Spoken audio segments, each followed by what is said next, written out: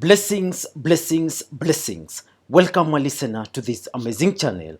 My name is Sam King, and I present to you the audio version of the Bible as it is written.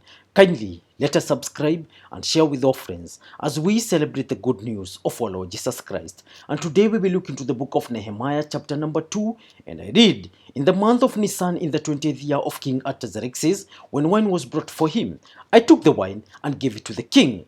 I had not been sad in his presence before, so the king asked me, 'Why does your face look so sad when you are not ill?' This can be nothing but sadness of heart." I was very much afraid, but I said to the king, "May the king live forever.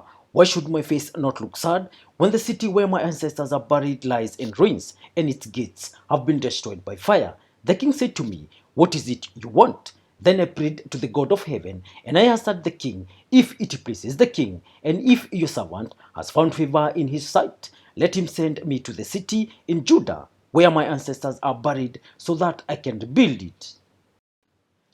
The king, with the queen sitting beside him, asked me, "How long will your journey take, and when will you get back?" It pleased the king to send me, so I set a time. I also said to him, "If it pleases the king, may I have letters to the governors of Trans-Euphrates, so that they will provide me safe conduct until I arrive in Judah.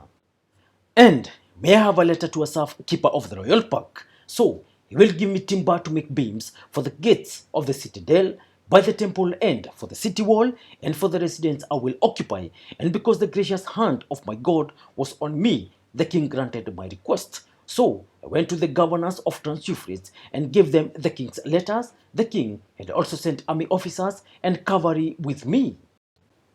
When Sanballat the Horonite and Tobiah the Ammonite official heard about this, they were very much disturbed that someone had come to promote the welfare of the Israelites. I went to Jerusalem, and after staying there 3 days, I set out during the night with a few others. I had not told anyone what my God had put in my heart to do for Jerusalem.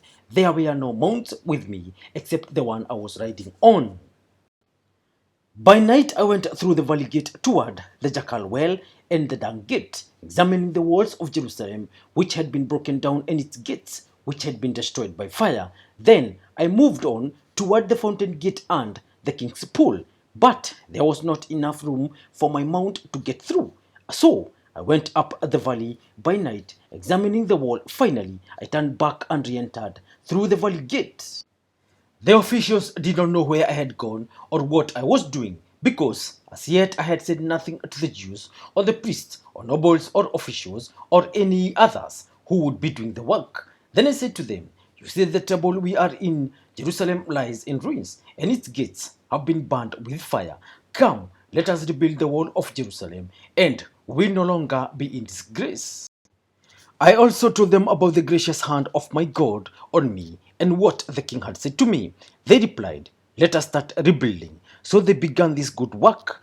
But when Sanballat the Horonite, Tobiah the Ammonite official, and Geshem the Arab heard about it, they mocked and ridiculed us. "What is this you are doing?" they asked. "Are you rebelling against the king?" I answered them by saying, "The God of heaven will give us success. We, his servants, will start rebuilding. But as for you, you have no share in Jerusalem or any claim or historic right to it." Thank you, thank you, thank you, listener. That marks the end of today's presentation. Kindly let us remember to subscribe. And as I sign out in style. Peace.